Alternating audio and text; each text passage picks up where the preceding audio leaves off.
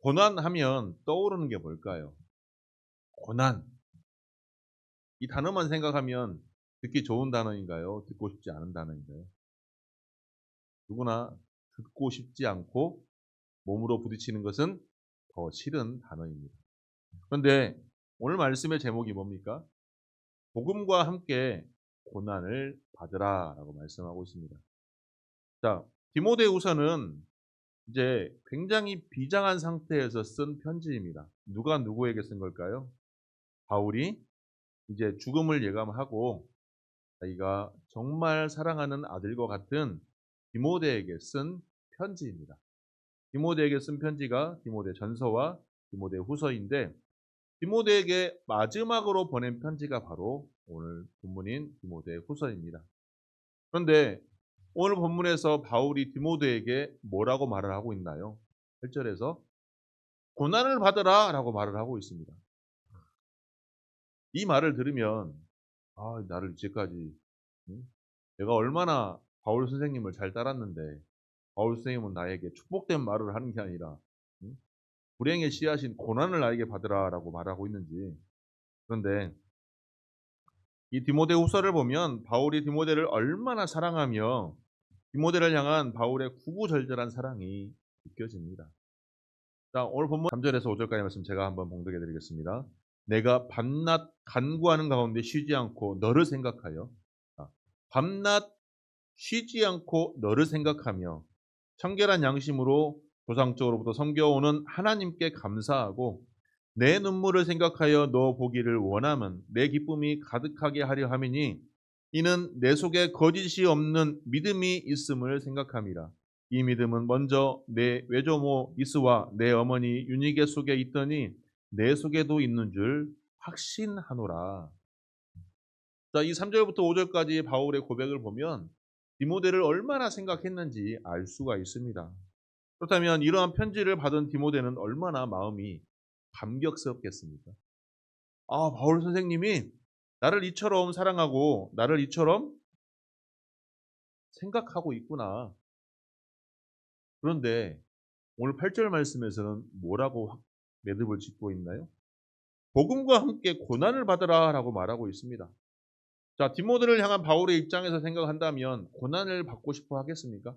부모가 자녀가 고난 받는 거 원하는 부모가 과연 누가 얼마나 있겠습니까? 근데 바울은 자신의 자식처럼 생각하는 디모데에게 고난을 받으라라고 권면하고 있습니다. 피하지 말라는 겁니다. 고난을 피하지 말고 고난을 받으라. 그렇게 바울이 디모데에게 권면할 수밖에 없는 것이 두 가지 면모가 있습니다. 첫 번째는 주님께서 그 길을 원하시기 때문입니다. 빌립보서 2장 5절에서 8절 말씀에 보면 너희 안에 이 마음을 품으라. 곧 그리스도 예수의 마음이니 그는 근본 하나님의 본체시나 하나님과 동등됨을 취할 것으로 여기지 아니하시고 오히려 자기를 비워 종의 형체를 가지사 사람들과 같이 되셨고 사람의 모양으로 나타나사 자기를 낮추시고 죽기까지 복종하셨으니 곧 십자가에 죽으심이라. 예수 그리스도께서 이 땅에 오셔서 하신 일을 한마디로 요약하면 뭘까요? 십자가에서 죽으심입니다. 예수님이 하신 일이 얼마나 많습니까? 이 땅에서. 3년의 공생의 시절에 예수님께서 하신 일은 감히 어떠한 인간도 할 수 없는 일들이었습니다. 죽은 자를 살리시고 병자를 고치시고 가난하고 소외받는 이에게 다가가서 예수 그리스도의 그 행보로 인하여 하나님 나라가 선포되었습니다. 예수님께서 하신 일 세 가지가 뭘까요? 가르치시고 전파하시고 고치신 것. 가르치고 고치시고 전파하시고. 무엇을 가르치셨을까요? 하나님 나라의 복음을 가르치시고 치유하신 건 뭐예요? 병자들을 치유하시고 그리고 하나님의 나라가 선포되었습니다. 그런데 그 길의 마지막 핵심이 뭐예요? 바로 십자가에서 죽으심입니다. 제자들에게 뭐라고 말씀하십니까? 너희도 자기 십자가를 지고 나를 따르라. 너희도 십자가를 지고 그 길을 가라라고 말씀하고 있는 것입니다. 마태복음 7장 13절 14절 말씀해 보면 좁은 문으로 들어가라. 멸망으로 인도하는 문은 크고 그 길이 넓어 그 길로 들어가는 자가 많고 생명으로 인도하는 문은 좁고 길이 협착하여 찾는 이가 적음이라. 많은 사람들이 찾는 길, 넓고 평안한 길을 가는 것이 아니라 많은 사람들이 가지 않는 좁은 길을 가라는 것입니다. 이 십자가의 길을 걸어가라고 말씀하고 있습니다. 우리 믿음의 사람들은 이 길을 거절할 방법이 없습니다. 주님께서 걸어가신 그 십자가의 길을 피할 수가 없습니다. 그런데 우리는 어떻습니까?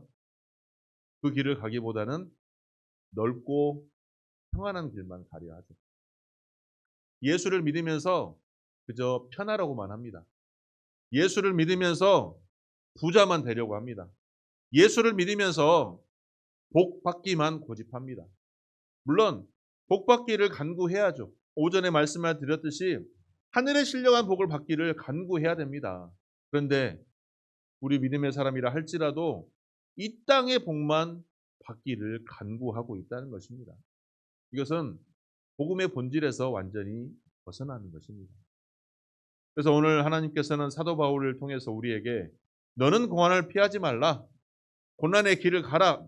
좁은 길을 가라라고 말씀하고 계시며 우리가 아멘으로 순종하기를 원하시고 있습니다. 아브라함은 어땠습니까? 아브라함은 100세에 얻은 아들을 하나님께서 번제라고 바치라고 하였을 때 그 삶에 그 10년 가운데 얼마나 큰 고난이었겠습니까? 100세에 주는 아들을 그것도 부흥회 하다가 갑자기 은혜 받아서 하나님 바치겠습니다 이것도 아니고 그냥 있다가 번제로 바치라라고 명하고 있습니다. 번제를 제사를 드리는 걸 어떻게 제사를 드리는지 아시죠? 닭의 모든 몸을 다 분해를 해서 살은 살대로 뼈는 뼈대로 마디는 마디대로 다 분해를 해서 매콤간 기름 다 빼가지고 분류를 해서 하나님 앞에 태워드리는 겁니다. 짐승을 이렇게 번제로 드리는데 사랑하는 독자 이삭을 그렇게 번제로 바치라고 했을 때 아브라함은 어땠을까요? 그 마음이 심히 고난 가운데 있지 않았을까요? 근데 성경 어디에도 아브라함이 하나님 이렇게 하실 거면 왜 아들을 주셨습니까? 하나님 다시 한번 생각을 바꿔줄 수 있습니까? 하나님 이 방법 말고 다른 방법으로 아들을 바치면 안 되겠습니까? 이러한 글귀가 단 한 군데도 적혀 있지 않습니다. 아브라함은 새벽에 일찍 일어나 3일길을 걸어갔습니다. 그리고 아들 이삭을 데리고 제사의 장소로 걸어갔습니다. 아들이 올라가면서 아버지 번제할 양이 어디 있나이까? 라고 물었을 때 아브라함은 여호와께서 준비하셨다라고 말만 하였지 더 이상 아무 말도 하지 않았습니다. 그 상황 가운데 칼을 빼어 아들을 치려고 할 때 하나님께서 사자를 통해서 아브라함의 행보를 막으십니다.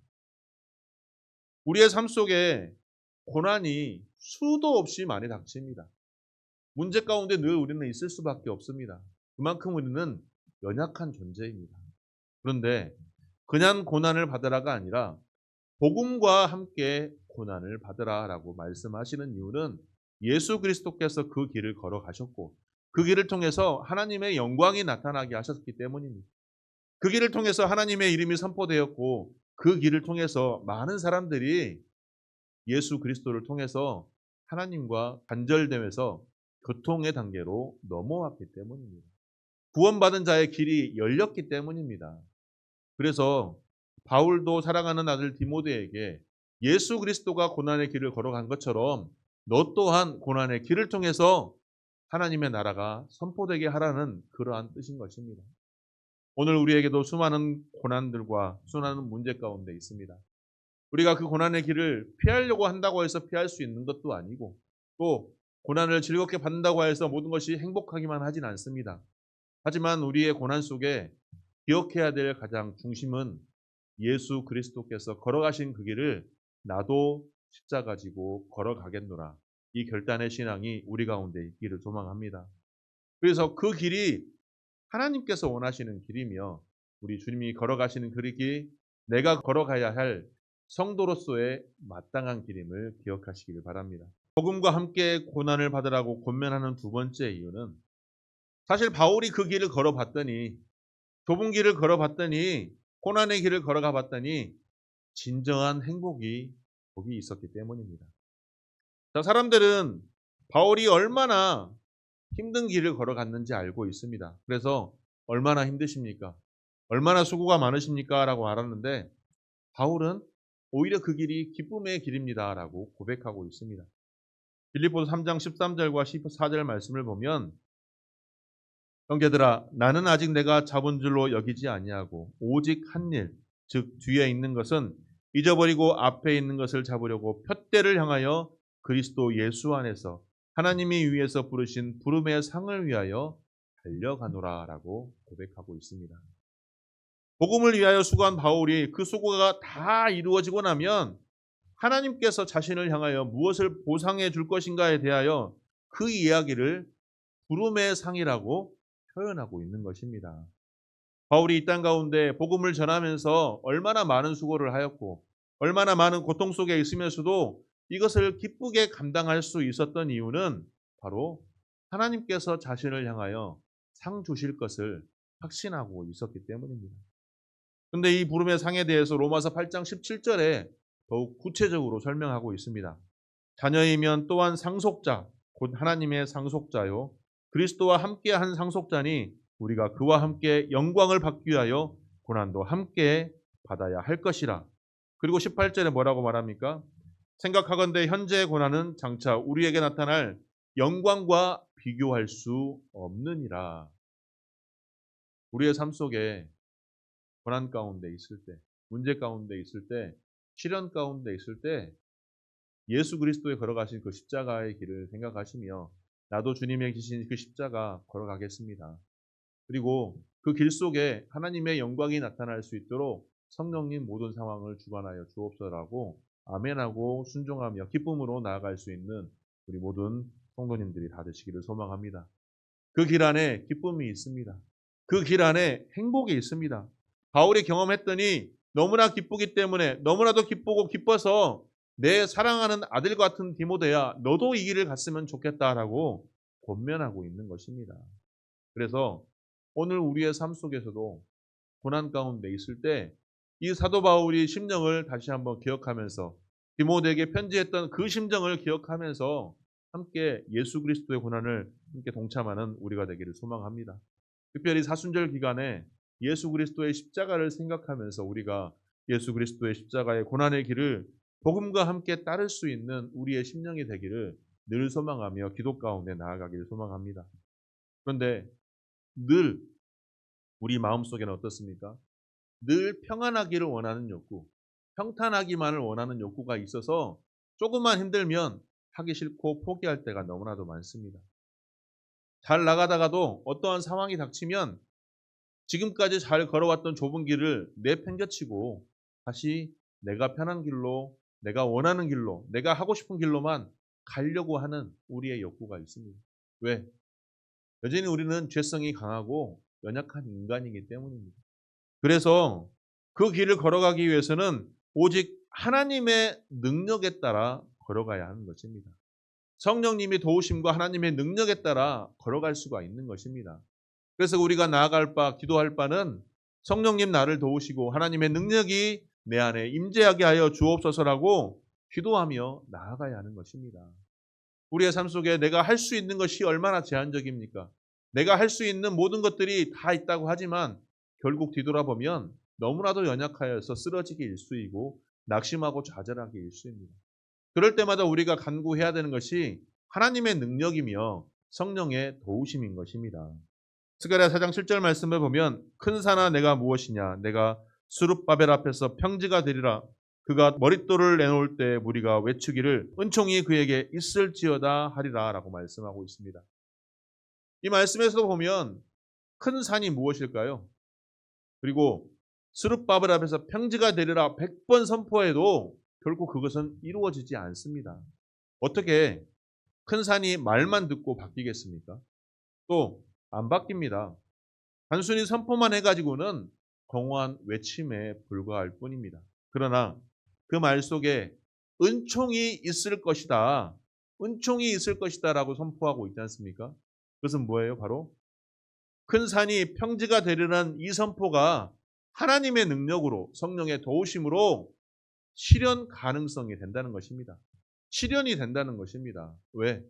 하나님께서 역사하시기 때문입니다. 지금까지 나의 의지, 나의 결단, 나의 행보로 인하여 모든 것이 되었다라고 생각할 수도 있겠지만 내가 한 것이 아니라 우리 하나님께서 하신 일입니다. 바른길 교회가 세워진 것도 하나님께서 하신 일입니다. 바른길 교회를 통해서 이 지역사회 가운데 선한 영향력이 되고 예수 그리스도의 복음이 선포되는 모든 일들이 내가 하는 것이 아니라 하나님이 하는 일입니다. 이번에 제가 총회에서 열리는 개척교회 훈련에 다녀왔습니다. 3박 4일 일정 중에 많은 간증들을 들었고 많은 선배 목사님들의 성공한 이야기들을 들었습니다. 아니, 실패한 이야기들을 들었습니다. 그 실패한 이야기들 속에 개척을 준비하면서 많은 목사님들이 고민했던 것이 무엇일까요? 복음의 본질을 벗어나서 내 삶 속에서 내가 어떻게 살아갈 것인가를 고민했던 그 치열함이 너무나도 안타깝게 보였습니다. 그런데 그 치열함 속에서 다시 복음의 본질을 회복하였더니 하나님께서 사람을 보내시고 하나님께서 역사하시고 교회가 부흥하는 역사들이 일어났다라고 많은 선배 목사님들이 간증을 하였습니다. 또 함께 개척 훈련을 왔던 많은 목사님들께서 전도사님들께서 그러한 간증들을 하시면서 하나님께서 일하심을 체험해라. 어떤 목사님은 그런 말씀을 하시더라고요. 하나님의 신용카드를 쓸 수 있어야 한다고. 내 신용카드를 긁는 것이 아니라 정말 하나님께 매달리고 붙들릴 때 하나님께서 복음의 신용카드를 주셔서 그 복음의 신용카드를 통해서 하나님의 역사가 나타난다라고 말씀을 하십니다. 우리의 계산과 나의 가치관으로, 나의 생각으로는 정말 이루어질 수 없는 일들이 하나님의 신용카드를 통해서 하나님의 일이, 하나님의 나라가 이루어진다는 것을 간증들을 통해서 들었습니다. 이러한 삶을 통해서, 이러한 간증들을 통해서 다시 한번 도전이 되었고 내 힘으로 하지 않고 하나님의 능력으로 할 수 있다는 다시 한번 자부심이 생겼고 자신감이 생겼으며 우리 바른길 교회를 하나님께서 세우셨으니 하나님께서 인도하실 것이고 하나님께서 도우실 것이고 하나님의 능력으로 우리 교회가 더욱더 부흥이 될 줄 믿습니다. 영적인 부흥 또 육적인 부흥 모든 부흥이 하나님께서 하신다는 것입니다. 이를 통해 하나님께서 이 교회를 통해서 하나님의 뜻이 이루어질 줄 믿습니다. 이러한 삶이 우리가 걸어갈 때 고난이 닥치고 어려움이 있다 할지라도 그 고난 속에서도 하나님께서 역사하심을 믿고 능히 나아갈 수 있는 우리가 되길 소망합니다. 고난의 길은 사실 믿음의 사람으로서는 숙명의 길임을 기억해야 합니다. 하나님, 나는 쉬운 길임을 압니다. 쉬운 방법도 압니다. 하지만 하나님께서 원하시니 주님의 십자가의 길을 저도 걸어가겠습니다. 이 고백이 저와 여러분의 고백이 되길 소망합니다. 쉬운 길이 간단하고 편안해 보인다 할지라도 사실 그 좁은 길을 걸어가고 아픈 길을 걸어가고 주님의 십자가의 길을 걸어갈 때 바울이 고백했던 것처럼 그 부름의 상이 오늘 우리에게도 있을 줄 믿습니다. 그래서 그 길 끝에 주님과 함께 영광이 함께 할 것이라는 그 소망 가운데 묵묵하게 그 길을 걸어가기를 소망합니다. 저의 삶 속에서도 그 길 속에서 오직 하나님께 기쁨이 되고 하나님의 영광이 되기를 늘 기도하며 나아갑니다.